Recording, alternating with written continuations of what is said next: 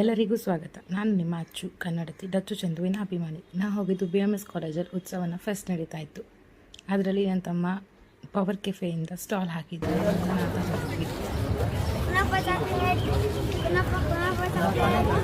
ಪ್ರಮೋಷನ ನನ್ನ ಅಕ್ಕನ ಮಗ ಮಾಡ್ತಾಯಿದ್ದ, ಅದನ್ನು ಎಂಜಾಯ್ ಮಾಡ್ತಾಯಿದ್ವಿ. ಆ್ಯಂಡ್ ತುಂಬ ಸ್ಟಾಲ್ಸ್ ಇತ್ತು.